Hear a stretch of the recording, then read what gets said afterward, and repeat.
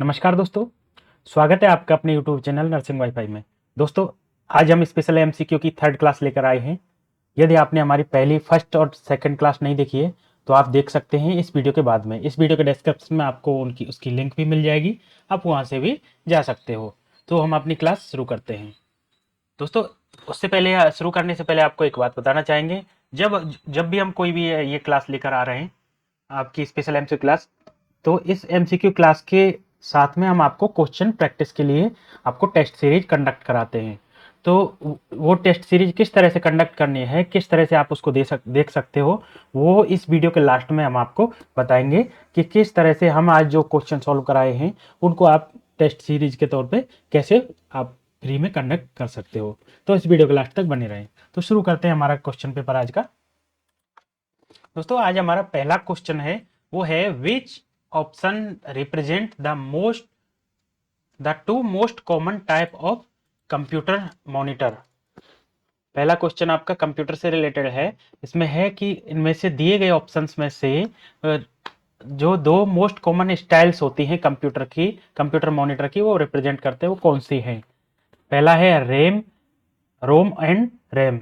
Second है DVD और CD. Third है सीआरटी एलसीडी। फोर्थ है ओसीआर और ओएमआर।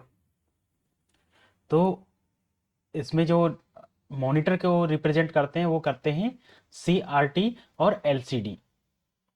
इसका करेक्ट आंसर होगा सी। अब सीआरटी और एलसीडी होते क्या हैं? सीआरटी, दोस्तों ये सीआरटी है, ये पहले आया था।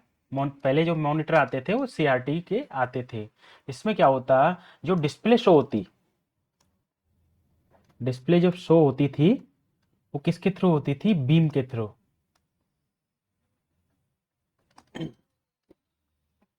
और ये बीम कौन सी होती है? इलेक्ट्रॉनिक होती थी। इलेक्ट्रॉनिक बीम के थ्रू क्या होती थी? डिस्प्ले शो होती थी। और अभी जो लेटेस्ट जो अपडेट आया है उसका, और वो है आपका एलसीडी। एलसीडी में जो डिस्प्ले शो होती है वो होती है आपकी लिक्विड क्रिस्टल।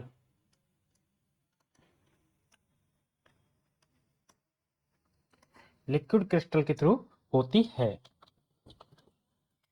तो ये आपको डिफरेंशिएशन समझ में आ गया होगा। सीआरटी होता है जो ओल्ड टाइप की डिस्प्ले होती थी, जिसमें आपको डिस्प्ले में जो शो होता था वो बीम, इलेक्ट्रोलाइट बीम के थ्रू उसमें शो होती थी डिस्प्ले। और एलसीडी में क्या होता है? Liquid crystal display, liquid crystal से उसको डिस्प्ले को शो किया जाता है। नेक्स्ट क्वेश्चन की तरफ मूव करते हैं। नेक्स्ट क्वेश्चन है हमारा, which important function of HCl in stomach. बहुत ही ज्यादा इंपॉर्टेंट क्वेश्चन है और इजी भी है। आपको क्या है कि इसमें पूछा है इंपॉर्टेंट फंक्शन क्या है HCl का स्टोमक के अंदर। स्टोमक के अंदर जो HCl होता है, HCl का सिक्रेशन होता है, वो HCl का जो फंक्शन होता है वो क्या होता है? पहला ऑप्शन है to convert the trypsin to trypsinogen to trypsin. और सेकंड है to help the digest of fat. और थर्ड है to convert the pepsinogen to pepsin. Fourth है टू डाइजेस्ट ऑफ स्टार्च। इसका जो पहला option convert to trypsinogen to trypsin, ये जो कन्वर्ट होता है ये किस तरह से होता है? आपका एंटेरोकाइनेज की प्रेजेंस में होता है। एंटेरोकाइनेज की प्रेजेंस में। और ये एंटेरोकाइनेज कहाँ होता है? Small intestine. तो ये ऑप्शन तो हो ही नहीं सकता। नेक्स्ट है to help the digestion of fat. तो ये भी नहीं हो सकता। यदि आपने हमारी पहली क्लास देखी है तो हमने सेकंड क्लास में हमने आपको समझाया है कि डाइजेशन फैट का कैसे होता है, पूरी कंप्लीट प्रोसेस बताई है। तो उसके अकॉर्डिंग ये डाइजेशन ऑफ फैट नहीं हो सकता। नेक्स्ट है to help the digestion of starch, ये भी नहीं हो सकता। और इसका करेक्ट आंसर होगा, ये होगा to convert the pepsinogen to pepsin. ये करता है HCl। अब इसकी प्रोसेस को समझते हैं कि किस तरह से ये पेप्सिनोजन टू पेप्सिन, और ये इसकी प्रोसेस समझने के लिए आपको समझना होगा कि जो प्रोटीन का डाइजेशन है वो कैसे होता है। प्रोटीन जो होता है, नॉर्मली जो हम प्रोटीन लेते हैं वो प्रोटीन होता है आपका पॉलीपेप्टाइड की फॉर्म में, पॉलीपेप्टाइड। पॉलीपेप्टाइड की फॉर्म में प्रोटीन होता है, जब हमारी बॉडी में जाता है प्रोटीन जाता है कहाँ, स्टोमक में। स्टोमक में स्टोमक में क्या होता है, 20 से 40% प्रोटीन का डाइजेशन शुरू हो जाता है, 20 से 40%। अब ये कैसे होता है, क्योंकि स्टोमक के अंदर क्या होती है हमारी chief cell. Chief cell secrete क्या करती हैं, सीक्रेट करती हैं पेप्सिनोजन। चीफ सेल होती है स्टोमक में, वो सीक्रेट करती हैं पेप्सिनोजन। और जब ये पेप्सिनोजन HCl की प्रेजेंस में आता है, HCl के कांटेक्ट में आता है, तो किस में कन्वर्ट हो जाता है, पेप्सिन। चीफ सेल सीक्रेट करते हैं क्या, पेप्सिनोजन। पेप्सिनोजन कांटेक्ट में आता है HCl के में और कन्वर्ट हो जाते हैं किसमें, पेप्सिन में। और ये पेप्सिन जब प्रोटीन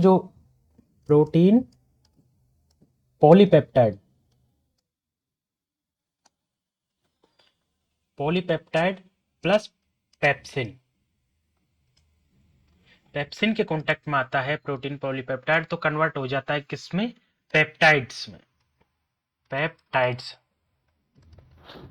पॉलीपेप्टाइड की फॉर्म में होता है प्रोटीन, और जब पेप्सिन के कॉन्ट्रैक्ट में आता है तो किस में कन्वर्ट हो जाता है, पेप्टाइड्स में। और ये जो पेप्सिन है वो कहां से बना, चीफ सेल जो सीक्रेट करती है पेप्सिनोजन, और पेप्सिनोजन HCl के कॉन्ट्रैक्ट में आया तो पेप्सिन में कन्वर्ट हो गया, और वही पेप्सिन पॉलीपेप्टाइड को कन्वर्ट कर देता है पेप्टाइड्स में। और ये जो पेप्टाइड्स है वो क्या होता है,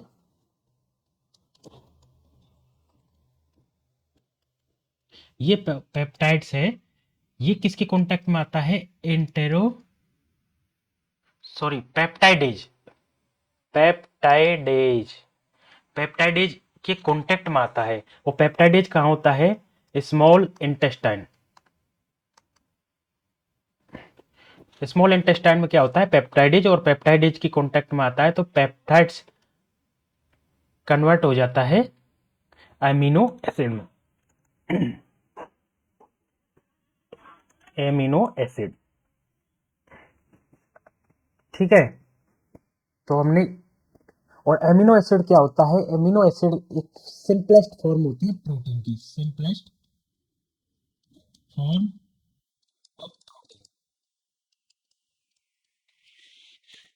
अब देखिए हम एक बार थोड़ा रिवाइज करते हैं।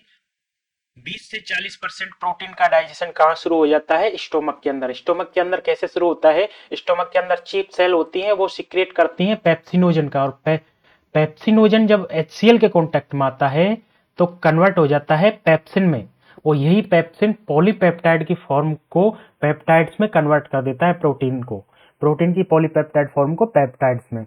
और ये पेप्टाइड्स जब पेप्टाइडेज की कांटेक्ट में आते हैं तो किस में कन्वर्ट कर देती है, अमीनो एसिड में, जो कि सिंपलेस्ट फॉर्म होती है। और इस तरह से हमारा 20 से 40% जो हमारा प्रोटीन है वो इजीली डाइजेस्ट हो जाता है।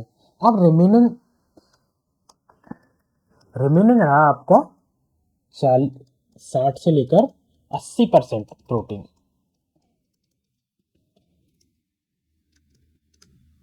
अब रिमेनिंग जो 60 से 80% प्रोटीन है ये कहाँ चला जाता है, स्मॉल इंटेस्टाइन में। किस फॉर्म में, पॉलीपेप्टाइड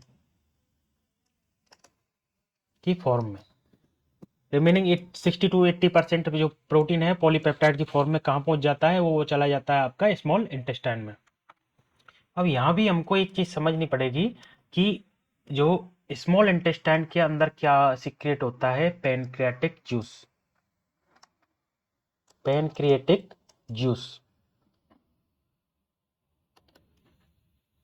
ठीक है, और जब ये पैनक्रिएटिक जूस स्मॉल इंटेस्टाइन में सीक्रेट होता है तो क्या होता है, पैनक्रिएटिक जूस में क्या होता है, ट्रिप्सिनोजन और कीमोट्रिप्सिनोजन,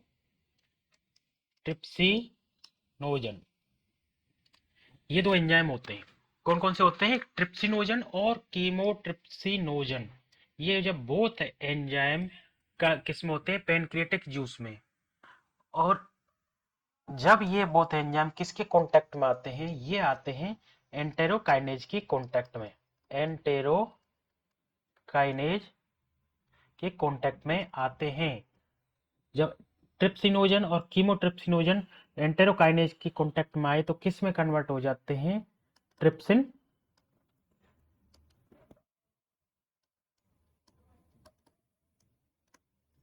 प्लस कीमोट्रिप्सिन।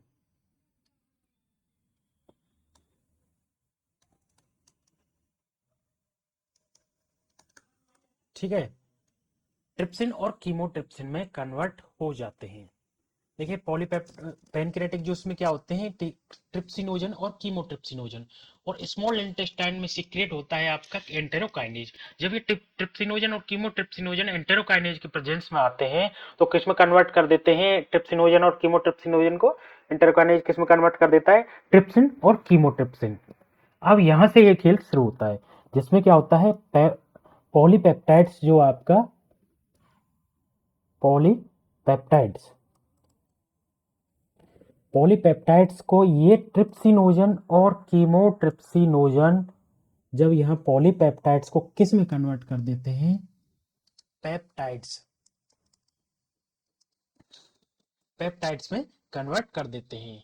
ठीक है, और वही फिर क्या होता है? पेप्टाइड्स किसके कांटेक्ट में आता है? पेप्टाइडेज के, पेप्टाइडेज के कांटेक्ट में आता है और किस में कन्वर्ट कर देता है? एमिनो एसिड, और जो कि सिंपलेस्ट फॉर्म होती है और इजीली एब्जॉर्ब हो जाती है। तो हमने ये देखा कि 20 to 40% कहाँ से प्रोटीन का डाइजेशन शुरू हो रहा था? स्टोमक से। तो अब इस क्वेश्चन में पूछा गया था HCl का फंक्शन क्या होता है? HCl का फंक्शन क्या होता है? पेप्सिनोजन को पेप्सिन में कन्वर्ट करती है, और वही पेप्सिन क्या करता है? पॉलीपेप्टाइड को पेप्टाइड में कन्वर्ट कर देता है और पेप्टाइडेज की प्रेजेंस में अमीनो एसिड में कन्वर्ट हो जाता है। रिमेनिंग जो 60 to 80% जो पॉलीपेप्टाइड होता है वो क्या होता है? पैनक्रियाटिक जूस के अंदर होते हैं ट्रिप्सिनोजन और कीमोट्रिप्सिनोजन। स्मॉल इंटेस्टाइन होता है एंटेरोकाइनेज, और जब ये दोनों एंटेरोकाइनेज की प्रेजेंस में आते हैं तो ट्रिप्सिन और कीमोट्रिप्सिन में कन्वर्ट हो जाते हैं। यही कीमोट्रिप्सिन और ट्रिप्सिन पॉलीपेप्टाइड की फॉर्म को, जो पॉलीपेप्टाइड प्रोटीन की जो फॉर्म होती है उसको कन्वर्ट कर देते हैं पेप्टाइडेज में और पेप्टाइड्स में। तो पेप्टाइडेज जो कहाँ होता है? स्मॉल इंटेस्टाइन में होता है, उसको इसको कन्वर्ट कर देता है पेप्टाइड्स को एमिनो एसिड में, और इजीली जो प्रोटीन है सिंपलेस्ट फॉर्म में हो जाती है अमीनो एसिड और इजीली एब्जॉर्ब हो जाती है। नेक्स्ट क्वेश्चन की तरफ हम मूव करते हैं। नेक्स्ट क्वेश्चन है हमारा, which of the following is not true about premenstrual syndrome? इसमें से है which of the following is not true about premenstrual syndrome. पहला ऑप्शन है it occur during the last half of the menstrual cycle. Second है it resolve with the onset of menstruation. Third है it occurs during the luteal phase, और fourth है it resolve the onset of ovulation. ठीक है, तो हमको पहले pre menstrual syndrome को समझना होगा कि प्री मेंस्ट्रुअल सिंड्रोम होता क्या है, तभी हम इस क्वेश्चन का आंसर दे पाएंगे। देखिए इसमें प्री वर्ड लगा हुआ है, प्री मेंस्ट्रुअल सिंड्रोम। तो प्री मतलब मेंस्ट्रुएशन से पहले, मेंस्ट्रुएशन जो मेंस्ट्रुएशन शुरू होता है उससे पहले की कंडीशन में होता है ये सिंड्रोम, ये तो कंफर्म इसके नाम से ही होता है। ठीक है, तो फर्स्ट है, इसमें ऑप्शन में दिया हुआ है it resolve on set of the menstruation. ठीक है, तो मेंस्ट्रुएशन में ये रिसॉल्व होता है, तो इसका मतलब ये तो सही है। ठीक है, इसमें से कौन सा ट्रू नहीं है वो हमको छांटना है, तो ये भी सही है। साथ में ये लिख रहा है it occurs during the luteal phase. Luteal phase क्या होता है? 15 से 28वें दिन तक होता है। जो मेंस्ट्रुएशन के जो डे होते हैं 28 डे, इसमें 15 से लेकर 28 डे के बीच का जो टाइम पीरियड होता है वो होता है आपका ल्यूटियल फेज। तो ल्यूटियल फेज के अंदर होता है, तो ये भी नहीं हो सकते, ये भी गलत नहीं है, ये भी ठीक है। साथ में पूछा है it occur during the last half of menstruation, तो ये भी ठीक है क्योंकि लास्ट हाफ ऑफ मेंस्ट्रुएशन 15 से 28वें दिन के बीच में आ रहा है ये लास्ट हाफ ऑफ मेंस्ट्रुएशन, तो इसका मतलब ये भी ठीक है। अब ये है it resolve with the onset of ovulation, ये इसका आंसर है गलत, क्योंकि ओवुलेशन कितना कब होता है? 14th डे पे। और ये इसमें कह रहा है इट रिसॉल्व, तो प्री मेंस्ट्रुअल सिंड्रोम कभी भी रिसॉल्व नहीं होता है ऑनसेट ऑफ ओव्यूलेशन, ये होता है ऑनसेट ऑफ मेंस्ट्रुएशन। ठीक है, तो इसका करेक्ट आंसर होगा बी। और थोड़ा प्री मेंस्ट्रुअल सिंड्रोम में होता क्या है, ये प्री मेंस्ट्रुअल सिंड्रोम होता है साइकोसोमेटिक डिसऑर्डर, ये साइकोसोमेटिक डिसऑर्डर होता है, psychosomatic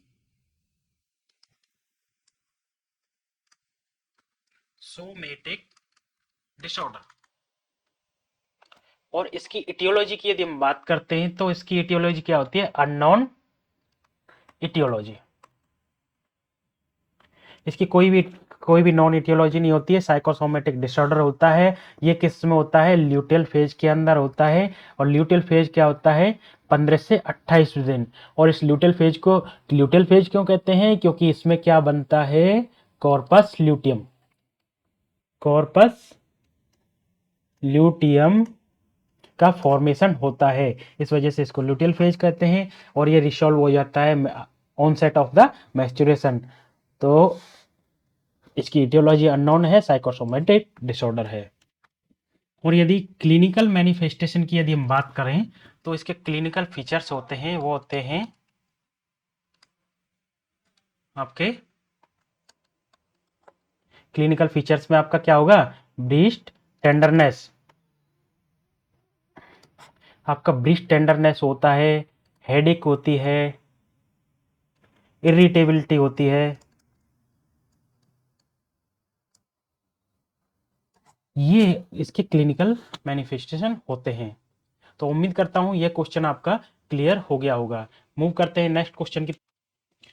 pulp cavity of teeth opens, इसमें पूछा है जो पल्प केविटी होती है टीथ की, ये कहाँ ओपन होती है। पहला ऑप्शन है below the teeth, second option है front of the teeth, next है बिहाइंड द टीथ, और फोर्थ है नन ऑफ द एबव। तो जो पल्प केविटी होती है वो कहाँ ओपन होती है, बिलो द टीथ। अब यदि हम पल्प केविटी की यदि हम बात करते हैं, पल्प केविटी, पल्प केविटी के अंदर क्या होता है, हमारा जो टीथ होता है इस तरह का होता है, ठीक है। तो जो टीथ के अंदर जो केविटी होती है वो होती है आपकी पल्प केविटी, जिसके अंदर आपकी नर्व सप्लाई होती है, ब्लड सप्लाई होती है, ठीक है। तो नर्व सप्लाई, आपकी ब्लड सप्लाई, ब्लड वेसल्स जो होती हैं, ठीक है, ये सब होती हैं। तो जो पल्प केविटी के यदि ये सप्लाई यदि अंदर हो रही है टीथ के अंदर, तो टीथ क्या है, लाइव है, इन्हीं की वजह से हम कह सकते हैं एक दांत है वो जिंदा होता है। यदि ये सप्लाई रुक जाए पल्प केविटी के अंदर तो जो टीथ है हमारा वो जिंदा नहीं कहलाएगा। साथ में ही यदि हम बात करें आउटर मोस्ट लेयर, जो बाहर की कवरिंग होती है, ये बनी होती है इनेमल की। ये भी क्वेश्चन पूछ लिया जाता है, ANAMEL, इनेमल, इनेमल की बनी होती है। आउटर कवरिंग लेयर किसकी बनी होती है, इनेमल की, और अंदर क्या होता है, पल्प केविटी होती है। तो ये चीज आपको ध्यान रखना है। नेक्स्ट क्वेश्चन की तरफ मूव करते हैं। An infant on the ward, ward के अंदर इज रिसीविंग डिजॉक्सिन, एक इन्फेंट है वार्ड के अंदर, वो क्या रिसीव कर रहा है, digoxin and diuretic therapy. The nurse know that which of the following choice indicate no toxicity, nurse को क्या, कौन सी इंडिकेट कर रहा है कि टॉक्सिसिटी नहीं हुई है। अब इसमें पहला ऑप्शन है, अब देखिए इसमें जो डायूरेटिक थेरेपी दिया है आपको कंफ्यूज करने के लिए दिया है, ठीक है, डायूरेटिक थेरेपी दिया है, वर्ड लिखा है, तो आपको फोकस करना है कि इन्फेंट है और उसको क्या चल रहा है, रिसीविंग डिजॉक्सिन, डिजॉक्सिन चल रहा है।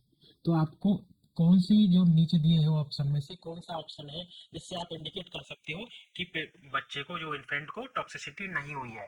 पहला ऑप्शन है heart rate less than 100, no dysrhythmia, ठीक है। नेक्स्ट है हार्ट रेट 80 to 100, और थर्ड है heart rate greater than 100, no dysrhythmia. और फोर्थ है वोमिटिंग। अब देखिए, बहुत ही ज्यादा अच्छा क्वेश्चन है जिसमें हमको देखना है कि डिजॉक्सिन क्या करता है। डिजॉक्सिन करता है हार्ट रेट को आपके इंक्रीज डिक्रीज करता है, डिक्रीज हार्ट रेट।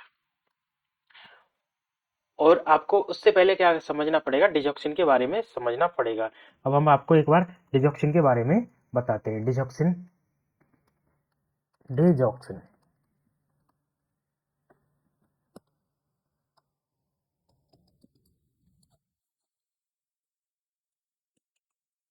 डिजॉक्सिन क्या करता है, डिक्रीज करता है आपकी हार्ट रेट को।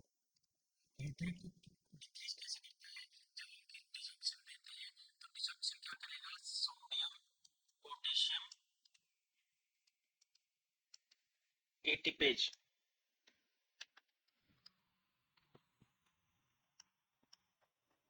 सोडियम चैनल, सोडियम और पोटेशियम एटीपेज है सेल्स के अंदर, उसको कर देगा ब्लॉक, इनिबिट कर देगा। और साथ में कैल्शियम चैनल को और ओपन कर देगा, जिसकी वजह से क्या होगा, कार्डियक मायोसाइट्स, कार्डियक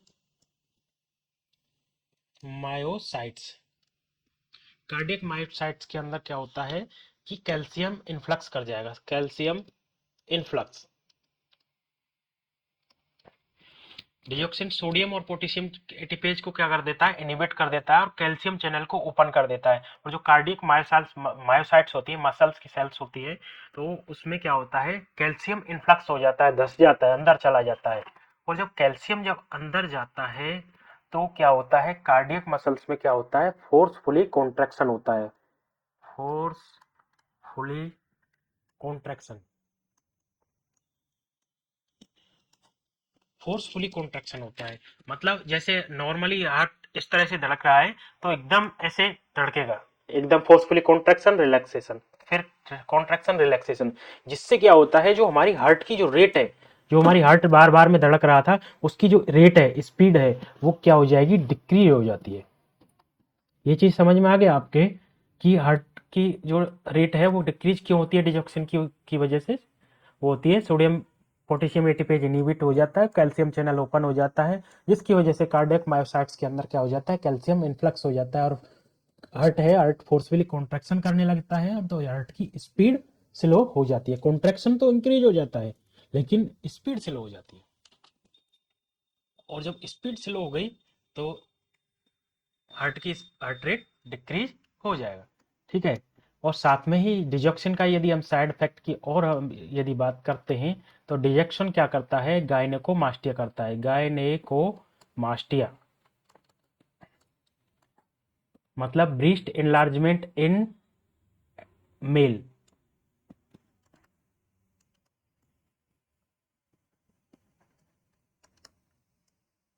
मेल्स के अंदर ब्रिस्ट का क्या हो जाता है, एनलार्जमेंट हो जाता है, उसको बोलते हैं गायनेकोमास्टिया, गायनेकोमास्टिया। और ये क्या करता है, डिजॉक्सिन करता है।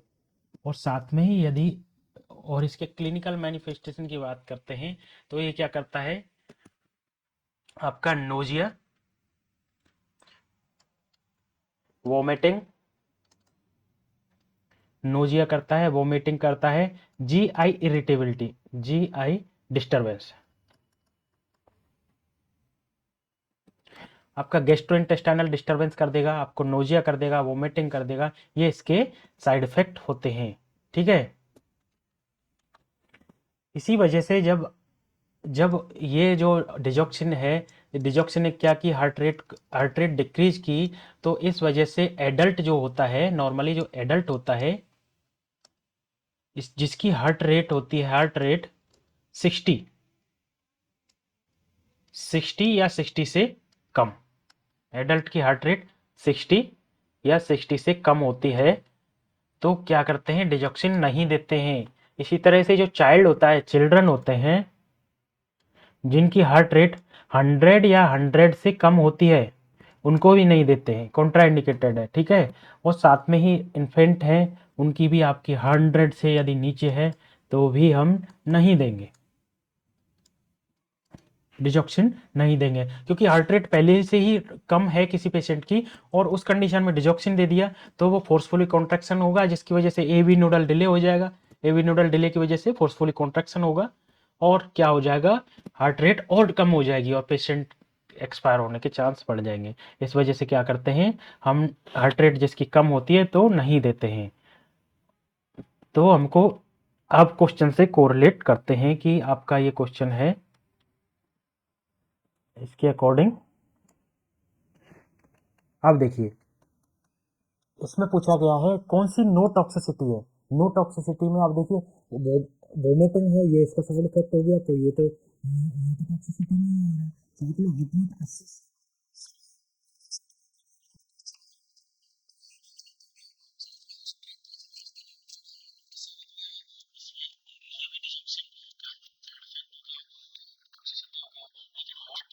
रिपोर्ट से अबव है इन्फेंट की और नो डिसरिथमिया है, तो इसका मतलब हमारी डिजॉक्सिन की कोई भी टॉक्सिसिटी नहीं है। और दोस्तों डिजॉक्सिन से रिलेटेड और भी कुछ क्वेश्चन पूछे जाते हैं, जैसे डिजॉक्सिन टॉक्सिसिटी होगी, टॉक्सिसिटी होगी, तो उस कंडीशन में आप क्या करेंगे। आपको क्वेश्चन पूछा जाता है, एम्स में कई बार रिपीट होते हैं, डिजॉक्सिन बहुत ज्यादा इंपॉर्टेंट टॉपिक हो जाता है और इसमें एम्स में बहुत ज्यादा कई बार पूछा जाता है कि डिजॉक्सिन टॉक्सिसिटी हो गई तो आपको क्या करेंगे। तो आपको क्या करना है, सबसे पहले स्टॉप द थेरेपी।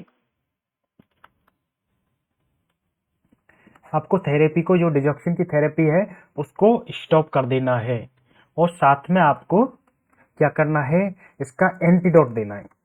एंटीडोट अब क्वेश्चन पेपर में पूछ लेता है कि एंटीडोट ऑफ डिजॉक्सिन, डिजॉक्सिन का एंटीडोट होता है डिजीबाइन। ठीक है, तो आपको ये याद रखना है, डिजीबाइन होता है डिजॉक्सिन का एंटीडोट। और यह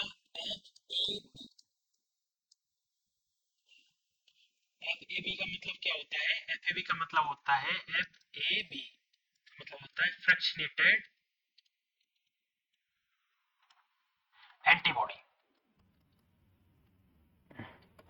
ठीक है, फ्रैक्शनेटेड एंटीबॉडी दी जाती है या फिर डिजॉक्सिन टॉक्सिसिटी में एंटीडोट दिया जाता है डिजीवैन, और डिजे थेरेपी को क्या कर दिया जाता है, स्टॉप कर दिया जाता है। तो दोस्तों इसमें डिजॉक्सिन के अंदर आपके कम से कम 8 से 10 क्वेश्चन आपके क्लियर हो गए कि जिसमें आपको डिजॉक्सिन कब देना है, इसके क्या साइड इफेक्ट है, क्या क्लिनिकल मैनिफेस्टेशन है, सब क्लियर हो गई। और जब भी हम आपको फार्माकोलॉजी पढ़ाएंगे तो आपको कंप्लीट बताएंगे कि डिजॉक्सिन कब देनी चाहिए, कितना इसकी डोज होती है, पूरा आपको डिजॉक्सिन ही नहीं, डिजॉक्सिन के साथ में आपको सभी जो भी ड्रग्स होती है, अभी लिथियम का क्वेश्चन आया था तो लिथियम का के बारे में भी हम कंप्लीट आपको बताएंगे।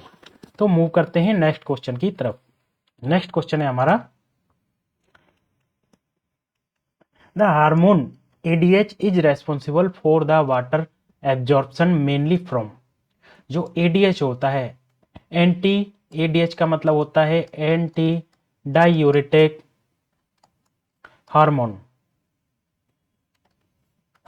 एंटी डायूरेटिक हार्मोन होता है, इसका जो रीअब्जॉर्प्शन करता है, वाटर का रीअब्जॉर्प्शन कहाँ करता है, तो ध्यान रखना एडीएच कहाँ इफेक्ट करता है, DCT and CD, distil convoluted tubules और कलेक्टिंग डक्ट। अब हम क्वेश्चन में देखते हैं, इसमें डिस्टिल कॉन्वोलेटेड ट्यूबुल्स और पहले ही ऑप्शन में है तो ये करेक्ट है। नेक्स्ट ऑप्शन है प्रॉक्सिमल कॉन्वोलेटेड ट्यूबुल्स, यहाँ नहीं करता है। असेंडिंग लूप ऑफ एल्ने नहीं करता है, डिसेंडिंग लूप ऑफ एल्ने नहीं करता है। तो आपको क्या याद रखना है कि एडीएच कहाँ करता है, वाटर रीअब्जॉर्प्शन कहाँ कराता है, डिस्टिल कॉन्वोलेटेड ट्यूबुल्स और कलेक्टिंग डक्ट,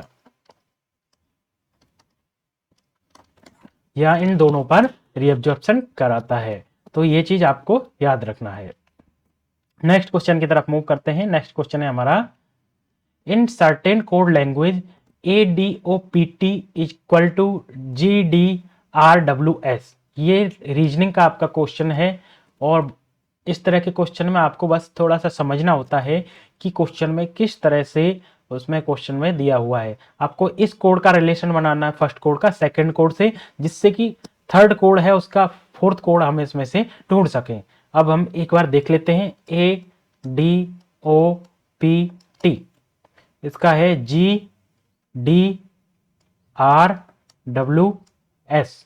अब देखिए अब हम देखते हैं ए से जी का relation, A B C D E F G, और डी का डी से, तो हमारा कोई रिलेशन नहीं हो रहा, सेम टू सेम में। हम क्रॉस करते हैं, क्रॉस करके चेक करते हैं। अभी हम यदि हम क्रॉस करें तो ए में 3 जोड़ेंगे तो क्या हो जाएगा, डी। ए के बाद में बी सी डी, और डी में 3 जोड़ेंगे तो जी हो जाएगा। ठीक है, इसी तरह से हम यहाँ देखते हैं लास्ट में, तो पी से पी क्यू आर एस 3 जोड़ने पर एस आ गया, और इधर हम टी में 3 जोड़ेंगे तो डब्ल्यू आ जाएगा। और इसी तरह से यदि हम ओ में 3 जोड़ते हैं तो आर आ जाता है। ठीक है, तो हमने देख लिया इसका रिलेशन कैसे है, आपका इसका 3 से है, 3 3, और यहां भी 3 है, और यहां भी 3 है, और यहां भी 3 है। बस समझने का खेल होता है, आपको समझना होता है कि इसमें क्वेश्चन में जो पूछा है वो किस तरह से पूछा है। इस तरह से हम देखते हैं D A T E D. अब हम इसको क्रॉस कर लेते हैं, और साथ में ये, और साथ में ये दोनों को क्रॉस कर लेते हैं। अब देखिए डी डी ए है, डी है, डी का क्या होगा, डी के बाद में ई एफ जी, यहाँ जी आ जाएगा। ए क्या हो गया, बी सी डी हो आ जाएगा यहाँ, टी का के बाद में यू वी डब्ल्यू आ जाएगा यहाँ पे, और डी के बाद में ई एफ जी आ जाएगा। उसके बाद में इधर आएगा ई के बाद में एफ जी एच आएगा। तो हमारा जो आंसर होगा वो होगा D G W G H. अब इसमें देखिए D G W G H हमारा पहले ही ऑप्शन में है, तो हमारा करेक्ट आंसर हो जाएगा ए। जब भी हमारे टीचर इसको रीजनिंग पढ़ाएंगे तो आपको कंप्लीट रीजनिंग के बारे में बताएंगे कि किस तरह से आपको रीजनिंग में सॉल्व करना होता है। तो मैथ रीजनिंग के वो भी सर हैं, वो आपको पढ़ाएंगे। और जब हमारा कंप्लीट हम बैच शुरू करेंगे तो आपको मैथ रीजनिंग की अलग से क्लास शुरू हो जाएंगे। तो मूव करते हैं नेक्स्ट क्वेश्चन की तरफ में। नेक्स्ट क्वेश्चन है हमारा generic name of for tocopherol. जो टोकोफेरोल है ये किसका जेनरिक नेम है? पहला ऑप्शन है विटामिन ए, दूसरा ऑप्शन है विटामिन सी, थर्ड ऑप्शन है विटामिन डी, और फोर्थ ऑप्शन है विटामिन ई। इसका करेक्ट आंसर है विटामिन ई। विटामिन ई को क्या कहते हैं? टोकोफेरोल। अब ये इसके साथ में हम नाम जान लेते हैं कि विटामिन के नाम क्या क्या होते हैं, जेनरिक नेम। यदि हम विटामिन ए की बात करें तो विटामिन ए होता है रेटिनॉल, रेटिनॉल। ठीक है। विटामिन सी होता है एस्कॉर्बिक एसिड,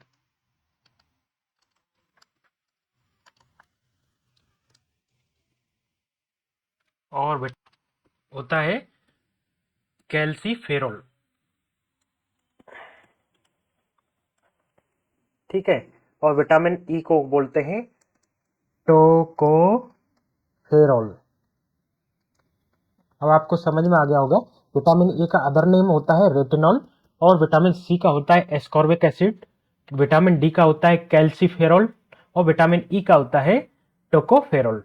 यदि हम विटामिन, ये तो हो गई हमारी ये विटामिन, साथ में एक विटामिन और होती है विटामिन बी, विटामिन बी। अब विटामिन बी के अंदर कई टाइप्स होते हैं, विटामिन बी को भी हम समझ लेते हैं। तो इसमें vitamin B1, B2, B3, B5, B6, B9 और B12।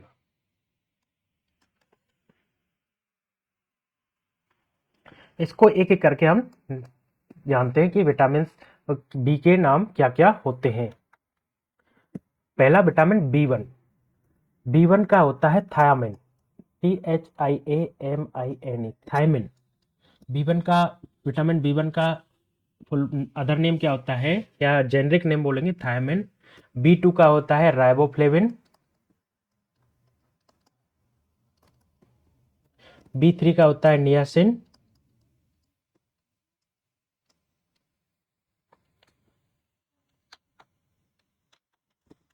B5 का होता है pantothenic acid, pantothenic acid.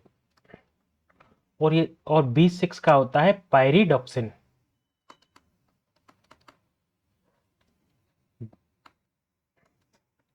B6 का क्या होता है? पायरिडॉक्सिन। और हमारा एक नाम और रह गया है, विटामिन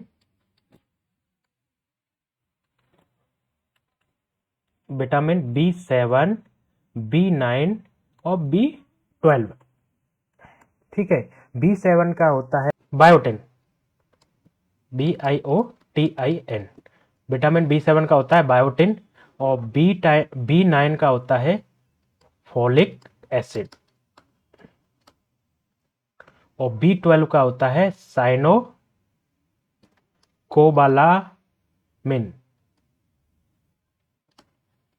ठीक है, अब हम विटामिन के नाम देखते हैं।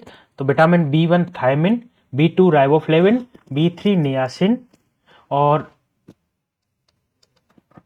B5 pantothenic acid, B6 pyridoxine, B7 biotin, B9 folic acid, और B12 साइनोकोबालामिन। और विटामिन ए का नाम रेटिनॉल, विटामिन सी का एस्कॉर्बिक एसिड, विटामिन डी का कैल्सीफेरॉल, और विटामिन ई का टोकोफेरॉल। ये इनके जेनरिक नेम होते हैं। तो आपको कभी भी जेनरिक नेम आज पूछ लिया जाए या अदर नेम, या तो जेनरिक नेम या अदर नेम भी, अदर नेम के नाम से भी पूछा जा सकता है। तो आपको पूछ ले तो आपको कंफ्यूज नहीं होना है और करेक्ट आंसर देना है कि विटामिन का नाम क्या होता है।